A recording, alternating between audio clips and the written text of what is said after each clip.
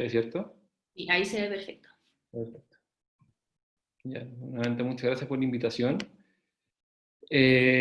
Bueno, el tema que me tocó, o sea, que me pidieron presentar, cuando vi el título, la verdad es que es un tema que es como, suena muy ambicioso, porque lamentablemente ahora no hay ningún nuevo método que nos diga, mira, con esto descubrimos América y vamos a poder curar el cáncer o disminuir la tasa considerablemente.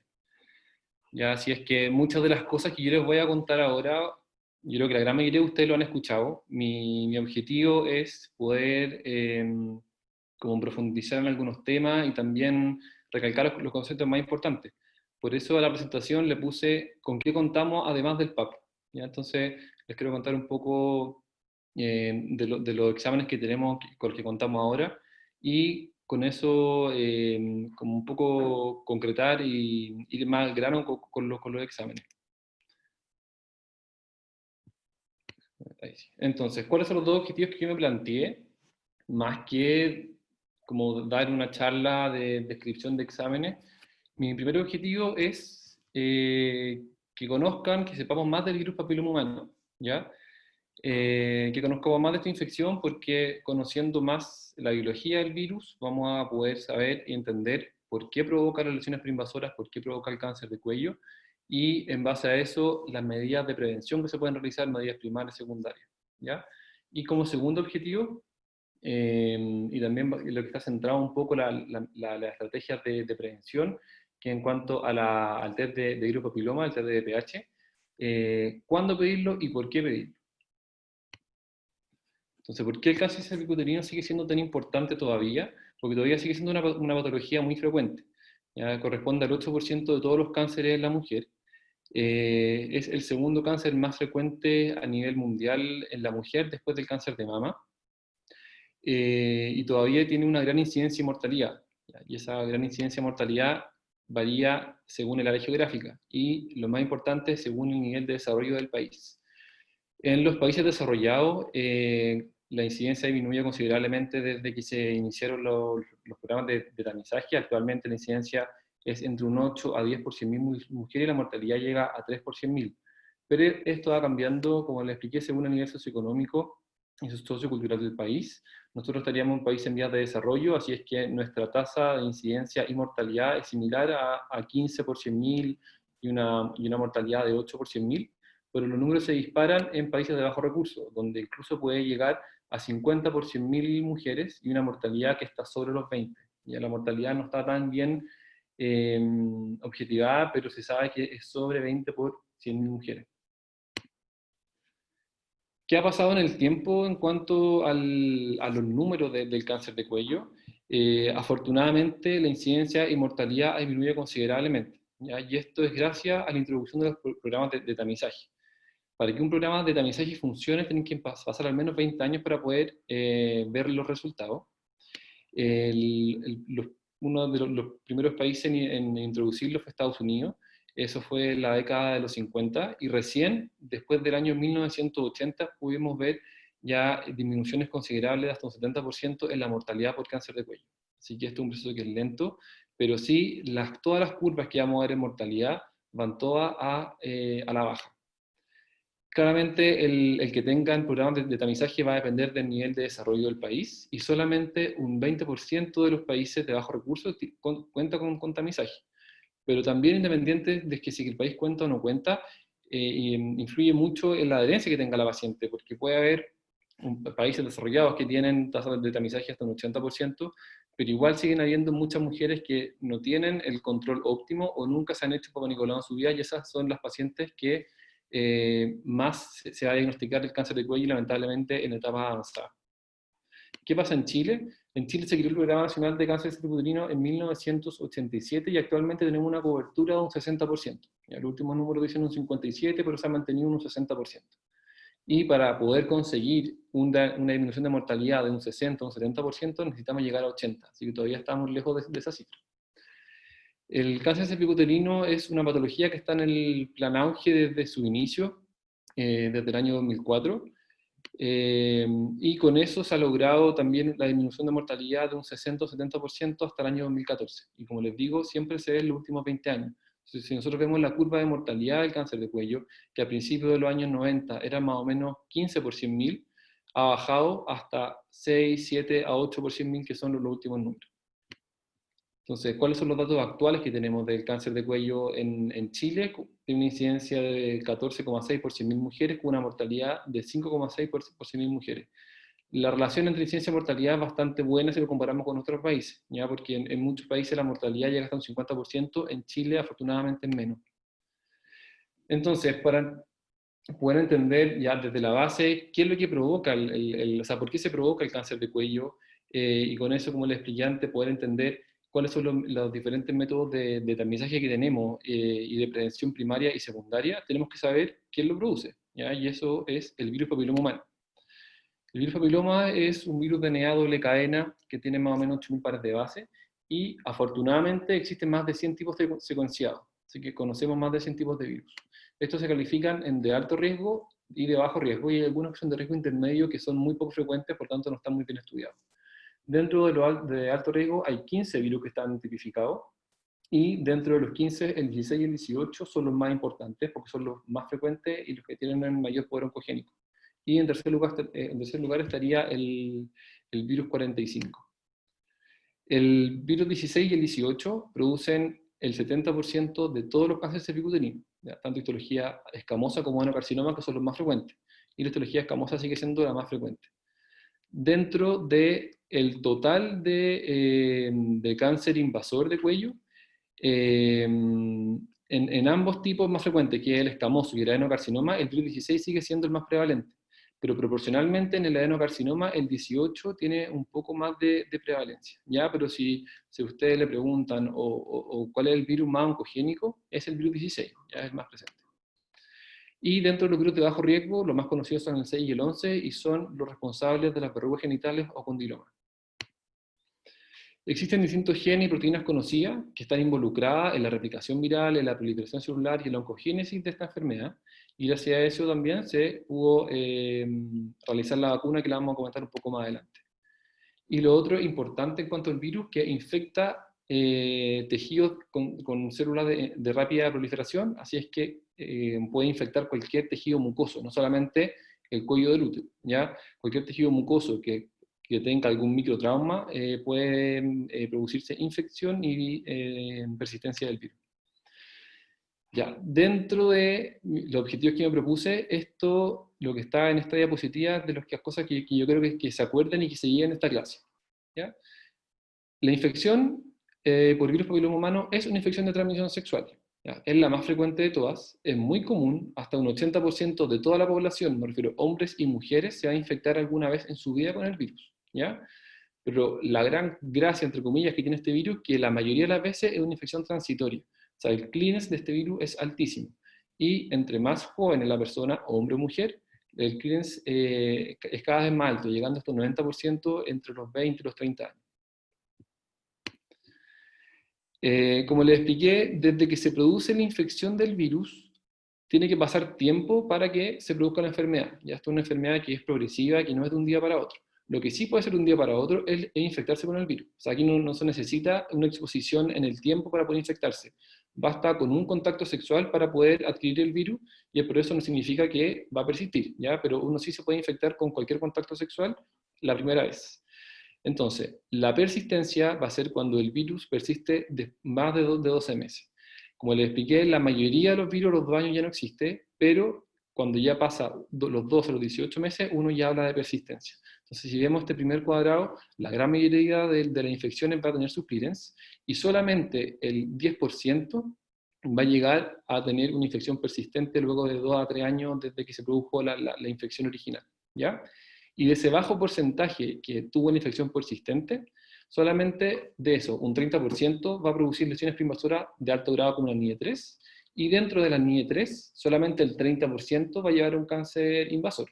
O sea, en resumen, en número absoluto, si yo tengo 100 mujeres infectadas por el virus, de esas 100 mujeres, una mujer, o incluso menos de una mujer, va a desarrollar un cáncer de cuello, ¿ya?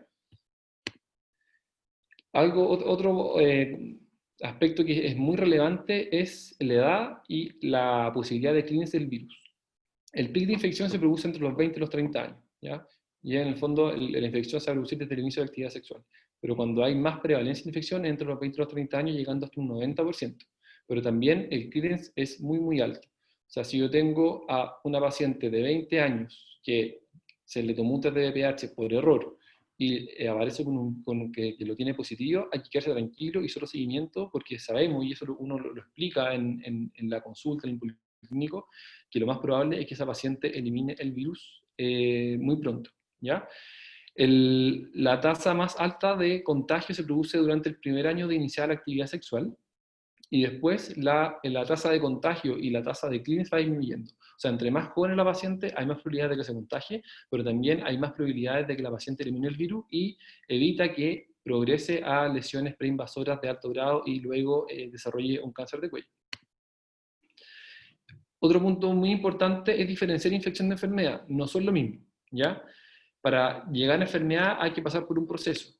¿Cuál es el proceso? Uno, que el virus persista. O sea, si la paciente tiene una infección transitoria que no persistió, o sea, no duró más de 1 o 2 años, y no se integró el virus al cuerpo de la mujer, no se va a producir la enfermedad. Y eso, bueno, se explica acá bien en este dibujo, que esto es el epitelio cervical, que por los microtraumas que se producen, entra el virus hasta la membrana basal y desde ahí va a provocar toda la displasia de la célula. Entonces, si es que no se produce una persistencia, esta relación, esta displasia no se va a provocar. ¿Y cuáles son factores de riesgo que determinan la persistencia? El más importante de todo es el tipo de virus oncogénico que tenga la paciente. El virus 16 y 18, como les expliqué, son los más oncogénicos, así que ese es el principal factor de riesgo para que la paciente persista con la infección y pueda desarrollar una enfermedad. Y lo otro conocido es el tabaco y las pacientes que están inmunocomprometidas. Así es que una de las cosas que hace siempre en la consulta es la educación, es que las pacientes dejen de fumar. Obviamente esto, el tabaco es un factor de riesgo que es transversal a muchas enfermedades, pero acá en patologías preinvasoras cervicales y en cáncer de cuello está muy estudiado y se sabe que es uno de los pocos factores modificables que pueden modificar el curso de la enfermedad. Entonces, ¿qué estrategias tenemos para la prevención del cáncer de cuello? Existen estrategias primaria, secundaria y terciaria. La primaria es prevenir la infección del virus, ¿ya? ¿Y cómo se logra esto? Es no exponiéndose. Una de esas es la violencia sexual, otra es la vacuna del VPH, y lo otro, que es muy importante, es la educación, ¿ya? Consejería, control de factores de riesgo, que eso se puede hacer en la atención primaria. ¿Cuál es la estrategia de prevención secundaria? Es la detección precoz de la enfermedad, y aquí entran todos los test de tamizaje o screening o privado. Y la terciaria es el tratamiento de lesiones preinvasoras, como el cono y la crioterapia. Entonces, en cuanto a la prevención primaria, les voy a hablar un poco de la vacuna del virus papiloma. Es una vacuna que es nueva, ya que los estudios que hay no son de muy larga data, tienen menos de 20 años todos. Es una vacuna que no tiene material genético, que está hecha a partir de partículas que imitan las proteínas de la cápside viral. Y eso genera anticuerpos neutralizantes de la membrana celular, impidiendo la entrada del virus, generando una respuesta inmune que es muy potente y sostenida en el tiempo. La respuesta inmune de la vacuna es 10 veces más potente que la inmunidad natural, y entre más joven es la persona, hombre o mujer, que se administra la vacuna, mayor va a ser la respuesta inmune que va a generar. Existen 3 tipos de vacunas, y eso va a depender de la cantidad de virus que cubra, ¿ya? La primera que existió fue la bivalente, que cubría los 2 virus de más alto riesgo, el 16 y el 18. En la cuadrivalente se agregaron los virus de bajo riesgo que provocan los condilomas, el 6 y el 11. Y ahora existe la Gardasil 9, que es la nonavalente, que incluye otros virus de alto riesgo.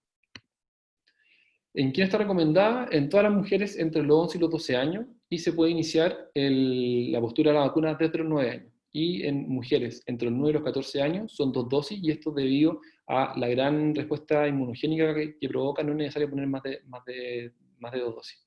Se pone en el día 0, y la segunda dosis se puede poner entre los 5 a los 13 meses. Está incorporada en el Plan Vacunal, en el Plan Nacional de Vacunas, desde el año 2014, y la que se pone en los colegios es la cuadrivalente. La primera dosis se pone en cuarto básico y la segunda dosis se pone en quinto básico. ¿Qué pasa si las mujeres tienen más de 15 años? Ahí ya deben ser 3 dosis, y esto tiene que ver con la respuesta inmunogénica. Y ahí el esquema en que se pone en el día 0, luego al mes siguiente y luego a los 6 meses. ¿Cuál es la eficacia de la vacuna? Como les expliqué, la vacuna es una vacuna que es nueva, así que seguimiento a largo plazo no hay, todo eso está en estudio, pero sí está demostrado que disminuye la prevalencia de virus de alto riesgo, reduce las verrugas anogenitales y reduce las lesiones cervicales de alto grado. Entonces, si uno extrapolara estos datos a el impacto que puede tener en el cáncer de cuello, con eso sí reduciría el cáncer invasor, ¿ya? Falta evidencia de seguimiento a largo plazo, pero los trabajos más grandes, que son trabajos australianos, que fueron los primeros en partir con la vacuna, demostró que disminuye la incidencia de NIE-2, o de lesiones de alto grado en un 62%. Y una revisión de la Cochrane del año 2018 también demostró que disminuye la NIE por VPH a cualquier edad. En la mayoría de estos grupos están expuestas, o sea, están involucradas mujeres con y sin exposición al virus, ¿ya? La gran mayoría de las mujeres que se benefician de esto, casi llegando a cobertura de un 90, un 100%, son pacientes vírgenes o niñas que nunca se han expuesto al virus. ¿Qué pasa en los hombres? También existe el beneficio, se puede poner hasta los 21 años y se amplía el rango hasta los 26, hasta los 26 si existen factores de riesgo. Lo mismo pasa en la mujer.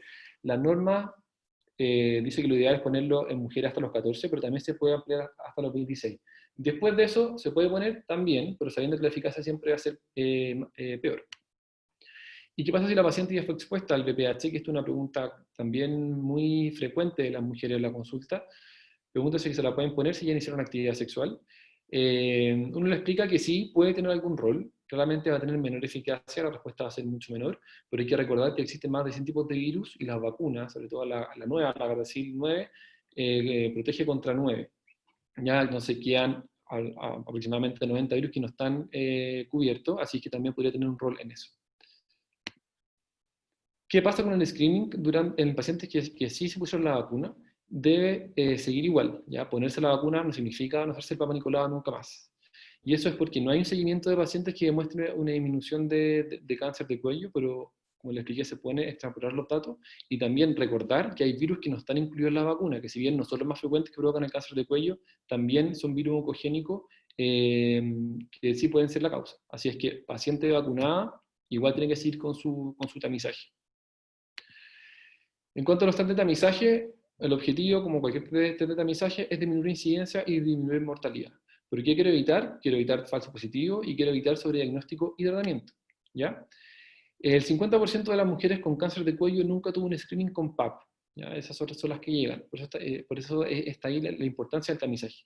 Y el 10% de las mujeres que se le diagnostica un cáncer de cuello no tenía un screening al día, un tamizaje al día en los últimos 5 años.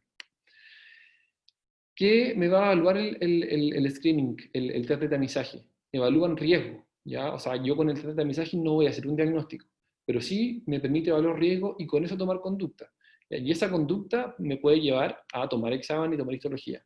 Entonces, el diagnóstico de estas lesiones preinvasoras o diagnóstico de cáncer de cuello va a ser histológico. Y según eso yo voy a hacer un tratamiento y o seguimiento según el resultado que obtenga. Pero es bien importante recalcar eso, que el Papa Nicolau, test de VPH, lo que sea, me evalúa un riesgo, ¿ya? ¿Qué opciones de tamizaje tenemos? Como les digo, aquí todo esto, me imagino que ustedes lo han escuchado alguna vez, aquí no hay nada nuevo. Ya el más frecuente, el más conocido y el más ampliamente usado, y el que tenemos desde hace más de 70 años, es el Papa Nicolau, que en esta presentación la verdad es que les voy a... O sea, no es el objetivo de la presentación, les voy a mostrar solamente una diapositiva más adelante, y me voy a centrar un poco más en el test de VPH y en el COTEST. ¿Qué otros tipos otras opciones de tamizaje tenemos? El test de pH reflejo, el PAP reflejo y la visualización directa. Entonces, solamente para recordar que el Papa Nicolau es un examen citológico, no histológico. ¿Ya? Lo que hace el Papa Nicolau solamente es ver células. Y el objetivo es poder tener células del endo y el exocervix y con eso ver atipías y que me puedan predecir o por lo menos alertar de que puede haber alguna alteración. La sensibilidad del Papa Nicolau es bien mala y hay datos que son súper disímiles, ¿ya? En promedio la sensibilidad es un 50% y va aumentando a medida que se hace rutinariamente. Pero hay estudios que muestran sensibilidad entre un 20 y a un 80%. Lo que sí tiene es una buena especificidad. ¿Cuál es el objetivo del Papa Nicolau? Como les comenté anteriormente, es lograr una cobertura de un 80% para con eso reducir la mortalidad de un 50 a un 70%. En Chile actualmente estamos en una cobertura de un 60%. Y algo que también es muy importante es que debe incluir la zona de transformación. Ya la zona de transformación es la zona del cuello uterino donde se produce la metaplasia escamosa, ya que son células que tienen una alta proliferación y ahí es donde se produce el origen de la displasia y donde se produce la infección por el virus. Ya yo obteniendo un muestreo de la zona de transformación estoy seguro de que estoy sacando células del endo y del exocervix. Lo que les comenté antes es el PAP convencional, ¿ya? Pero también existe el PAP en base líquida. El PAP convencional es solamente un frotis que se saca muestras y se extienden en una placa. El PAP en base líquida, la diferencia es el medio, ¿ya? Que se mete en un medio líquido fijador. Y la gracia que tiene este medio líquido es que filtra las células y las pone sobre un portaobjeto. Entonces, ¿qué me permite eso? La ventaja que tiene el PAP en base líquida es que tengo menos cantidad de PAP insatisfactorios, porque con eso voy a filtrar los detritos, los glóbulos rojos, y me voy a quedar solamente con las células cervicales. Y también el mismo examen me permite muestreo de citología, de test de pH, gonorrea y clamidia. Pero hay un método, o sea, estas son las ventajas de base líquida, pero ¿qué impacto tiene en el screening del Papa Nicolau? Hay un metaanálisis que no mostró diferencia significativa en la sensibilidad o especificidad para la detección de NID. Así que la verdad que el Papa Nicolau en base líquida como único medio de tamizaje no se usa mucho. Ahora, ¿qué es el test de pH? Ya que aquí vamos a hablar un poco más. El test de pH, a diferencia del Papa Nicolau, que es un examen citológico, este es un examen molecular que detecta la replicación viral de virus de alto riesgo. ¿Ya? Eso es muy importante, porque no es que el test de pH me va a decir si es que tengo el virus 6 o el virus 11 que me provoca los condilomas. El virus está desarrollado para detectar virus de alto riesgo que me puedan provocar lesiones preinvasoras o un cáncer de cuello. Si es que la paciente está con una infección latente, el virus no lo va a detectar. ¿Ya? La técnica va a detectar virus que estén en replicación. Tiene mayor sensibilidad que el PAP, pero tiene una igual especificidad. O sea, la sensibilidad y especificidad del test de pH es alta, es sobre un 90%, a diferencia del PAP, que la sensibilidad es más o menos un 50% y la especificidad sigue siendo alta. Esa es una de las ventajas que tiene. Y además tiene un mejor valor predictivo negativo a largo plazo comparado con el Papa Nicolau, por eso se puede hacer en intervalos más separados, que también lo vamos a ver más adelante. Existen 4 test de pH que están aprobados por la FDA y solamente uno está aprobado como screening primario único, ¿ya? Y ese es el test de Cobas, que la gracia que tiene el test de Cobas es que identifica 14 serotipos de virus de alto riesgo, pero me informa el virus 16 y el virus 18 por separado. Entonces, si es que ustedes piden el test de pH, lo ideal es que pidan este examen, porque el informe o sea, me va a informar virus 16 positivo o negativo, virus 18 positivo o negativo y otros de alto riesgo positivo o negativo. A diferencia de los otros 3 exámenes, o sea, test que están aprobados por la FDA, que esto informan todos como un grupo de, efectivamente hay una infección por virus de alto riesgo, pero no por separado, ¿ya? Y eso es bien importante porque el riesgo de que tenga una lesión o que tenga un desarrollo de un cáncer es distinto si es que tengo un virus de alto riesgo, no sé, el 45 o el 38, a que tenga el 16 o el 18, ¿ya? Así que también eso es importante, si es que alguna vez van a pedir el test de pH, que sea el test de Cobas, y se pide como test de Cobas, así de simple, o PCR de pH, que esa es la técnica con la que se desarrolla el examen. Entonces, ¿cuáles son los beneficios del test de pH? Aquí con un poco de evidencia, el test de pH tiene la misma sensibilidad que la colposcopía inmediata, ¿ya? Para detección de NIE 2 o de NIE 3, y al tener un test de pH, con eso voy a referir a la mitad de las pacientes a colposcopías comparadas con el Papa Nicolau solo. Y también el test de pH aumenta la sensibilidad para la detección de las lesiones NIE 2 y NIE 3, pero teniendo la misma especificidad.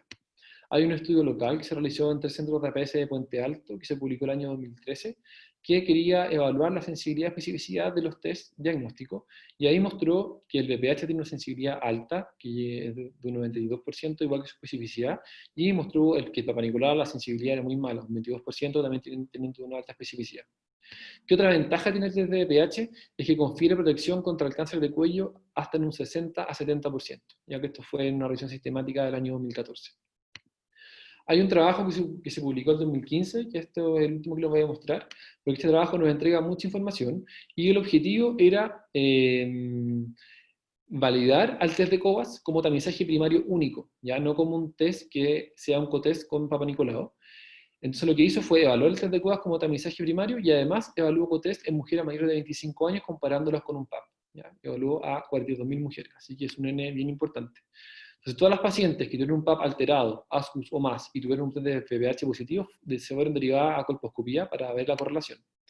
¿Cuál es la conclusión global de ese trabajo? Y es que el tamizaje primario con test de VPH, siendo el test de COVAS, en pacientes mayores de 25 años, es tan efectivo como el Papa Nicolau entre las mujeres de la misma edad, y COTEST en mujeres mayores de 30 años, logrando menor cantidad de exámenes, o sea, haciendo exámenes más espaciados. Pero dentro de esta conclusión hay que tener cuidado con la edad, porque como les dije antes, la infección por el virus papiloma es muy frecuente en pacientes menores de 30 años, entonces ahí, si es que yo le hago test de VPH a pacientes de 25 años, voy a tener una gran cantidad de falsos positivos, porque efectivamente me puede salir positiva para infección, pero esa paciente no necesariamente va a tener una lesión preinvasora o no necesariamente va a tener un alto riesgo de cáncer de cuello, entonces me puedo ver involucrado en procedimientos innecesarios que pueden repercutir en la salud de la paciente. Y qué otra cosa interesante entrega este estudio es que también me da datos de la sensibilidad y especificidad del PAP y el VPH, que son similares a lo que ya hemos hablado, ambos con una especificidad bien alta, y también se vuelve a demostrar que la sensibilidad del test de VPH es mucho más alta que la de un Papa Nicolau. Y que también, ¿qué otra información me entrega? Es el riesgo de NIE2, o sea, de una lesión intraepitelial de alto grado del cuello del útero, teniendo la combinación de estos exámenes. Ya, o sea, si yo tengo un PAP alterado con un test de pH 16 positivo, tengo un 30% de tener una NI2. Entonces, estas pacientes con un 30%, 25%, 14%, hay que mandarlas más estudios con colposcopía al menos. Y lo mismo, tenemos puedo evaluar cuál es el riesgo de NIE3 o más a 3 años en estas pacientes con el test de COVAS como tamizaje primario. Y también vemos que el riesgo de tener una NIE3 a 3 años es un 25% con un virus 16. Así es que este estudio nos entregó harta información y también nos permitió, o sea, nos permite actualmente trabajar en algoritmos en base a este estudio, en base a riesgo. En cuanto al COTEST, es un examen que toma simultáneamente el Papa Nicolau y el test de VPH. ¿Ya? El COTEST original era un Papa Nicolau común y corriente, ¿ya? El Papa Nicolau convencional, y tomaba un test de VPH, pero que no me informaba si era si el virus 16 o 18 por separado. Metía a todos los virus de alto riesgo en el mismo saco. Entonces eso también se podía prestar a discusión. Y por eso tiene mayor tasa de falsos negativos comparado con el Papa Nicolau solo. Y por ende va a tener mayor derivación a colposcopía. Pero eso se fue afinando con el tiempo y lo que debemos hacer ahora es pedir un Papa Nicolau convencional e idealmente pedir el test de COVAS porque ese sí me va a decir qué tipo de virus tiene. ¿Cuáles son ventajas del COTEST? Es que pacientes que tengan un VPH positivo mantienen un riesgo significativo alto de tener una NIE3 o un cáncer de cuello, aunque tengan un Papa Nicolau normal. Entonces sí me entrega más información. Y en caso contrario, pacientes que tengan un virus negativo, yo sé que el riesgo de cáncer de cuello o de neoplasias de intraepitelial de alto grado a 5 años sigue siendo muy baja, a pesar de que tengo un Papa Nicolau alterado. Así que esa es la gracia que tiene, porque me detecta precozmente lesiones, pero también si está negativo, me deja tranquilo por su alto valor predictivo negativo a largo plazo. Y también se estudió que el intervalo cada 5 años tiene la misma tasa de detección de cáncer comparado con Panicolao cada 3. Ya que ese es otro cambio importante y otra de las ventajas que tiene el tamizaje en base a virus papiloma, ya que es aumentar el intervalo de tiempo. Y aquí dos palabras en cuanto al test de pH reflejo. Primero se hace un Papa Nicolau en fase líquida. ¿Por qué en fase líquida? Porque así me permite en la misma muestra tomar el pH. Entonces, si el Papa Nicolau que tomé en fase líquida es normal y tengo todos los históricos normales, sigo con mi control en 3 años más, ¿ya? Pero si el Papa Nicolau es ASCUS o más, o sea, tengo un Papa Nicolau alterado, en la misma muestra proceso el test de pH, ¿ya? Y con eso me permite también tener conducta. O sea, como le expliqué antes, evalúo un riesgo y con eso tomo una conducta. Y el PAP reflejo es lo mismo pero al revés. Se toma simultáneamente el VPH y el Papa Nicolau. Primero se procesa el VPH, si está positivo el VPH, se analiza el resultado de la citología. ¿Por qué? Porque también con eso voy a evaluar el riesgo. ¿Y qué se puede hacer en países de bajos recursos en que por un tema de costo y por un tema cultural no tengo acceso a tener un tamizaje como corresponde, con Papa Nicolau, con test de VPH? Lo que se puede hacer es mirar directamente el cuello del útero, ¿ya? A ojo desnudo, sin colposcopio, sin nada. Y esto se puede hacer con Lugol, que es conocido como el test de Schiller, o con ácido acético. Lo que sí tiene baja especificidad y valor predictivo positivo, pero la ventaja que tiene es que tengo un resultado inmediato, porque si veo alguna lesión, esa paciente se puede tratar. No requiere un seguimiento, me refiero a que no es que yo le tome el examen a la paciente y la cite en 2 o 3 semanas, que eso se puede perder. Entonces yo le hago el examen, tengo un resultado y con eso puedo tomar una conducta en ese momento y además tiene un bajo costo. Hay 2 estudios randomizados de la India con un N muy, muy grande, 80.000 y 150.000 pacientes, que demostró una disminución en la incidencia y mortalidad por cáncer de cuello en un 30% con esta técnica. Así es que sí es una opción en países de bajos recursos mirar el cuello directamente tiñéndolo con Lugol o con ácido acético. Yo sé que ha sido harta información, que tiene enredado, esto es un tema que es largo, entonces tenemos que ordenar un poco para ir al grano y decir cuáles son los beneficios y cuáles son las desventajas de los métodos y qué voy a hacer. En el fondo, o sea, con toda la información que tengo, con qué forma o de qué forma voy a plantearle un tamizaje a mis pacientes. Entonces hay una revisión sistemática del llama del año 2018 que evaluó 4 estudios clínicos randomizados de test de pH primario y de cotest y los comparó con Papa Nicolau. ¿Ya? Y esto es para evaluar el riesgo de neoplasia de alto grado y cáncer de cuello. ¿Cuáles son las ventajas de usar un test de tamizaje basado en BPH, que puede ser el primario, o en cotest, que es BPH más PAP? Es que el test de BPH aumenta la detección 2 a 3 veces de NIE3 o más comparado con un PAP a cualquier edad. ¿Ya? Eso ya es una ventaja. O sea, aumento mi sensibilidad. El cotest, o sea, el VPH más el Papa Nicolau al mismo tiempo, no aumenta la detección de NIE3 o más en un primer tamizaje, pero si yo lo repito en el tiempo, o sea, cada 5 años, sí me entrega más información. Si es que yo tengo 2 o más cotest negativos, o sea, tomo un cotest hoy día, que tengo PAP y VPH normal, tomo luego a la paciente en 5 años más, le tomo cotest y de nuevo hasta los 2 normales, yo sé que la tasa de cáncer de cuello es muy, muy baja, ¿ya? Tendiendo a 0 y se mantiene igual si es que lo hago cada 3 o 5 años. Entonces me permite hacer este tipo de tamizaje cada 5 años y entre más tiempo lleve con el tamizaje cada 5 años y siempre estando negativo, el riesgo de cáncer de cuello cada vez va a ser menor. Y la otra ventaja que tiene es que la mayor sensibilidad que tiene el test de pH podría ayudar con la detección precoz en mujeres sin tamizaje previo al día. O sea, si yo tengo una mujer que tiene 45 años y nunca se ha hecho tamizaje y le tomo el PAP, obviamente el PAP me va a servir, pero me serviría mucho más tomar un test de pH a esa mujer, que no tengo toda su historia previa. Y al contrario, ¿cuáles son las desventajas de los test de pH? Que tengo más falsos positivos, ¿ya? Porque, como les digo, la infección por papiloma es una infección que es muy frecuente, entonces puedo detectar muchas infecciones que son transitorias, ¿ya? Que esa misma paciente yo la evalúo en 1 o 2 años más, la mayoría de esas pacientes esa infección ya no la va a tener. Entonces, me aumenta mi tasa de falsos positivos y con mayor razón en menor de 35 años. Por eso hay que tener ojo en qué pacientes pedir el test de VPH. Ya la recomendación de todas las guías mundiales son sobre los 30. ¿Por qué? Porque antes de los 30 la infección es tan alta, o sea, la prevalencia es tan alta, que la mayoría más soy positivo y voy a derivar pacientes innecesarios a colposcopía y voy a terminar haciendo tratamientos como cono en pacientes que no tienen indicación real.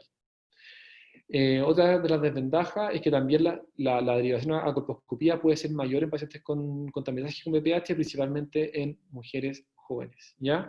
Y una colposcopía no es solamente el costo de la colposcopía, que en una colposcopía puede tomar una biopsia y según esa biopsia me puede parecer una lesión que la voy a tratar, que la voy a operar, sabiendo que es probable que esa lesión en 1 o 2 años ya no exista, ¿ya? Como les digo, siempre en el setting de pacientes más jóvenes. Pacientes mayores, esto disminuye bastante.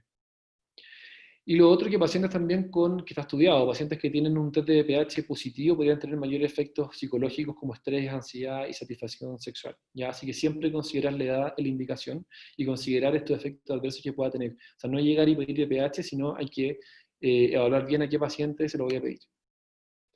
Y lamentablemente hasta ahora no hay estudios que comparen el test de pH con el cotest para saber cuál es mejor que el otro. Entonces, estrategias según edad se dividen en 3 grandes grupos: menor a 21 años, entre 21 y 29 años y sobre los 30 años.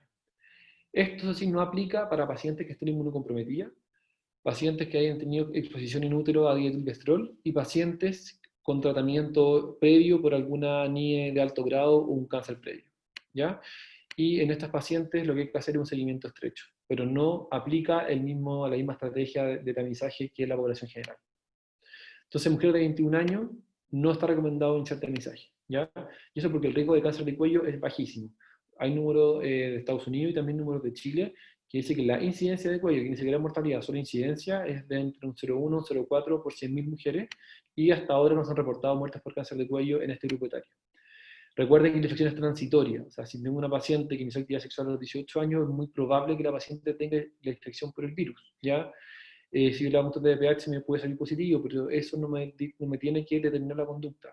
Por eso esa paciente no se realiza tamizaje, porque al final voy a entrar en un círculo vicioso y voy a terminar haciendo cosas que no debo.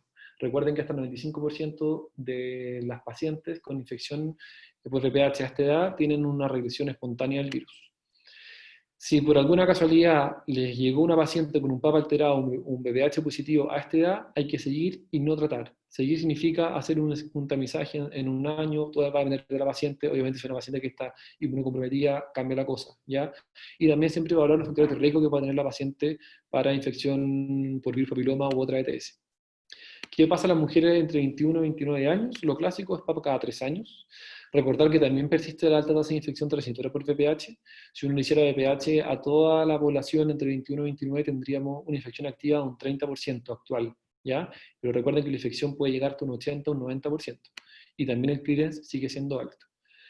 Así es que el test de VPH tiene menor especificidad y valor predictivo positivo para cáncer de cuello en este grupo etario. Hay mayor derivación a colposcopía y tratamiento innecesario. Y el MinSal también dice que no hay evidencia de tamizaje antes de los 25. Así es que todas las guías, sobre todo las guías americanas y europeas, recomiendan iniciar tamizaje desde los 21. El MinSal lo propone desde los 25 y esto también es por la baja prevalencia de cáncer de cuello que existe a esa edad, ¿ya? Y no hay impacto en mortalidad. Entonces por eso el MinSal también tiene esta norma. Pero entonces, como resumen, entre los 21 y los 29 años, solamente PAP y cada 3 años. El TDPH no tiene un rol acá. A diferencia en mujeres sobre los 30 años, que aquí hay distintas estrategias. Uno puede ser el Papa Nicolau cada 3 años, otra hacer el COTEST cada 5, o hacer el test primario de pH cada 5 años. ¿Ya? ¿Y por qué? Porque ya sabemos que sobre los 30 años la infección por virus papiloma sigue siendo frecuente. Es un poco menos frecuente que en mujeres más jóvenes, porque a esta edad a muchas pacientes ya tuvieron clearance, pero sí la persistencia puede ser mayor, ¿ya? Entonces, como sabemos que el clearance no es tan alto, aquí el rol del VPH es mayor y sí tiene un impacto en incidencia de cáncer de cuello y en mortalidad. Y lo bueno que tiene el test de pH y el COTES, como ya les dije antes, es el valor predictivo a largo plazo. Eso es clave como una característica y una ventaja muy clave de este test, que si es que yo tengo test negativo recurrente, la posibilidad de que tenga un cáncer de cuello a largo plazo es muy baja. ¿Y cuándo terminar el tamizaje? Las normas, todas las normas, la mayoría dicen hasta los 65 años. Sí, el tamizaje es adecuado.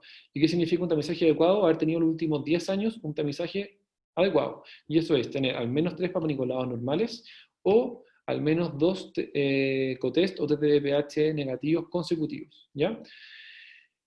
En algunos países se está ampliando un poco el rango de tamizaje hasta los 75 años, sobre todo en países más desarrollados, y eso es por el aumento de la esperanza de vida. Hay algunos trabajos en Australia que están aumentando el tamizaje hasta los 75, y también siempre hay que seguir con el tamizaje en pacientes que hayan tenido antecedentes de una lesión de alto grado o cáncer cervicuterino en los últimos 20 años, o que tengan también un tamizaje inadecuado.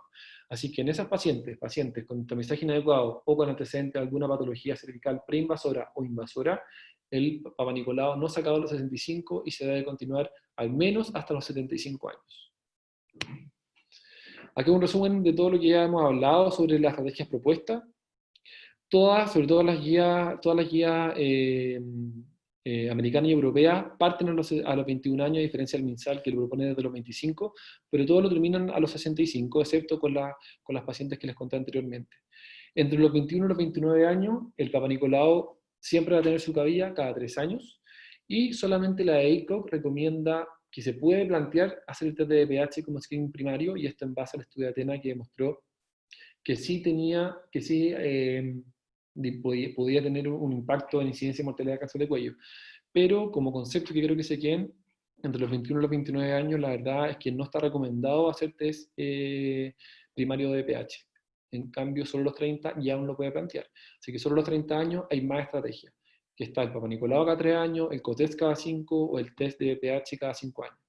Bajo los 30, solo PAP, sobre los 30, mantener solo PAP o también incorporar el test de BPH. ¿Qué pasa si es que la paciente tiene una histerectomía por una causa benigna? Si la paciente tenía un tamizaje previo normal y adecuado, se corta el tamizaje, no es necesario seguir con Papa Nicolau, ni con test de BPH, ni con ningún método de screening. Y si la paciente tiene una vacuna, todas las guías recomiendan mantener el screening habitual. Recuerden que la vacuna no cubre contra todas las cepas de VPH. Entonces, volviendo al test de VPH. Si lo usamos como estrategia primaria, lo ideal es usar el test de COVAS, porque el test de COVAS me va a decir si es que tengo el 16 o el 18 positivo, por separado, aparte del otro de alto riesgo. Entonces, si tengo un test de VPH positivo para test 16 y 18, la paciente se diría directamente a colposcopía, porque ahí, como les dije anteriormente, el riesgo de que tenga una lesión de alto grado ni de 2 o ni de 3 llega hasta un 20 a 30%, así que es alto. Si es que el test de VPH me informa que tiene virus de alto riesgo positivo, que no son 16 y 18, puedo complementar el estudio con un Papa Nicolau, con citología. Si el Papa Nicolau está alterado, va a colposcopía, ¿ya? Y eso es porque también tengo como un 15% de tener lesión de alto grado. Si el Papa Nicolau está normal, voy a repetir el cotest, o sea, test de pH más Papa Nicolau en un año. Si al año siguiente alguno de los dos tests está alterado, voy a ir a colposcopía. Y si el test de pH es negativo, me quedo tranquilo y vuelvo a mi screening de rutina, que esto sería cada 5 años. ¿Qué dice el MinSal? La última guía MinSal de cáncer de cuello es del año 2015, y ahí ya incorporan al test de VPH, ¿ya? Lo incorporan dentro de los algoritmos como una opción válida y está dentro de la estrategia. Entonces, aquí solamente centrándome en el test de VPH, como ya se lo he comentado anteriormente, si voy a tomar el test de VPH, lo ideal es poder tener la genotipificación por 16 y 18 separados, que es el test de COVAS. Pero si es que tomé otro test de los que les mencioné, que no me dice por separado cuál es, lo ideal es tener la genotipificación, o sea, pedir la parte. Si el test está negativo, vuelvo a la rutina de tamizaje cada 5 años. En cambio, si está positivo, y es 16, 18 positivo, va directo a colpo. Si está negativo, le voy a decir un Papa Nicolau. Si el Papa Nicolau está positivo, o sea, está alterado, va a colpo. En cambio, si tengo un test de pH para virus de alto riesgo, no 16, no 18, con un Papa Nicolau normal, voy a repetir el cotest, o sea, los dos exámenes en un año, y ahí voy a seguir con mi algoritmo. O sea, y si es que al año alguno de los dos exámenes está alterado, colposcopía, y si están los dos normales, vuelvo a mi rutina de 5 años. La verdad es que esto está en la guía, no hay que sabérselo de memoria. Uno ya se lo va aprendiendo con la práctica, pero cualquier cosa, esto se puede consultar en cualquier guía y en la guía MinSal está. El año pasado apareció la noticia de la incorporación del test de VPH en APS, ya de la incorporación del test de VPH como screening primario, que iba a estar disponible justamente como para optimizar los recursos y con eso poder tener un tamizaje cada 5 años. Todavía está en proceso, pero sí se hicieron los flujogramas de atención y de derivación, ya que esto ya es parecido a lo que les comentaba anteriormente. O sea, aquí está todo bien especificado, todavía no se ha puesto en práctica lamentablemente, pero la idea es que los test de BPH lleguen a los consultorios y así deriven la matrona del consultorio o el médico del consultorio, deriva a la paciente a la unidad de patología cervical del hospital que le corresponde con la categorización ya hecha, ¿ya? Entonces, ya más de lo que les comentaba anteriormente, si tiene el virus de alto riesgo positivo, va directamente a colposcopía. Si es que el virus está negativo, vuelve a su tamizaje normal, que sería cada 5 años. Y en la situación intermedia va a depender un poco del Papa Nicolau, de la historia previa, y con eso se va viendo el algoritmo y el flujograma de derivación. Pero para que sepan que esto es un plan, una estrategia que está por incorporarse, todavía no está, pero se viene. Entonces, como resumen, ¿cuándo debería colposcopía? Porque eso también es algo que les van a preguntar, les pueden preguntar a ustedes como estudiantes de medicina, como médicos generales, alguna amiga, conocida, lo que sea, tengo un Papa Nicolau alterado, ¿qué hago? Entonces, ¿cuándo derivo colposcopía? Si es que tengo dos Papa Nicolaus alterados ASCUS, y esto es porque la paciente se tomó un Papa que le salió ASCUS, se lo repitió a los 6 meses y volvió a salir ASCUS, esa paciente ya debe ser evaluada por algún ginecólogo, oncólogo, algún médico capacitado en patología cervical. Si tengo un Papa Nicolau alterado que sea una lesión mayor a ASCUS, o sea que me esté sugiriendo una lesión de alto grado o ya una lesión sugerente de carcinoma invasor, etcétera, la paciente va directamente a colposcopía, y también todos los PAP atípicos glandulares, ¿ya? Porque puede haber alguna lesión del canal endocervical o incluso endometrial.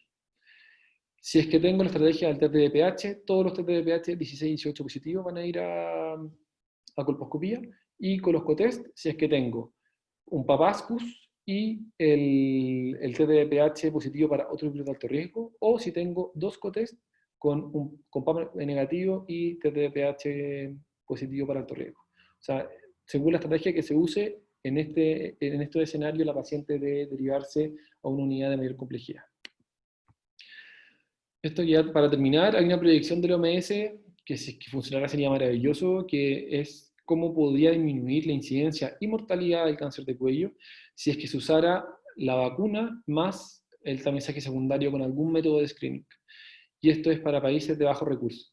Si es que ahora se empieza a implementar la vacuna y se hicieran al menos, por lo menos 2 tamizajes en la vida de la mujer, la curva de mortalidad podría disminuir así de dramático, o sea, sería mucho, muy, muy grande, y de aquí al año 2100, 2120, la prevalencia y la mortalidad, o sea, la incidencia y mortalidad por cáncer de cuello sería muy, muy baja.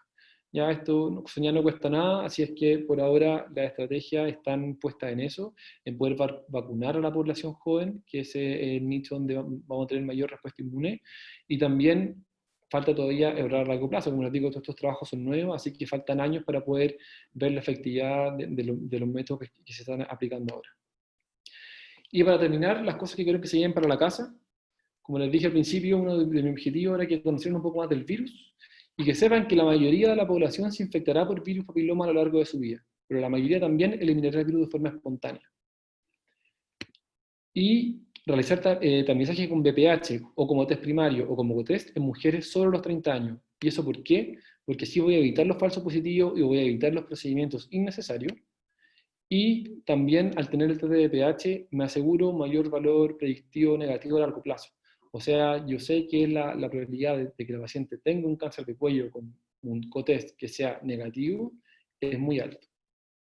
Y no olvidar siempre tamizaje. O sea, el tamizaje en ningún escenario, en ningún caso, está excluido y todas las pacientes deben someterse. Eso, muchas gracias. Perfecto, doctor. Muchas gracias por su clase y en honor al tiempo haremos solo una pregunta.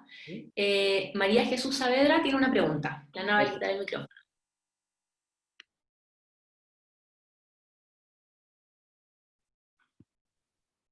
Hola. Hola. Hola, tengo una pregunta sobre la vacuna. Lo que pasa es que me quedó un poco la duda si es que la eficacia de la vacuna está relacionada con la edad, como solamente por la eficacia inmunológica que haya menor edad de la paciente, o también es porque, o sea, me refiero a mayor edad, la eficacia inmunológica puede llegar a ser tan mínima que ya no valga la pena poner la vacuna, o es también porque se considera el inicio de la actividad sexual. Son las dos cosas, pero es justamente que la respuesta inmunológica de las niñas es mucho mayor por la edad que tienen, entonces tienen una respuesta mucho más potente, y también se pone esa edad justamente porque son pacientes que no van a estar expuestas al virus. Como si hay una paciente de 20, 25, 30 años que nunca ha tenido actividad sexual, esa paciente también va a tener una respuesta inmunológica mucho mejor que una paciente que ya se expuso, pero claramente su respuesta va a ser menor que una niña de 10 años.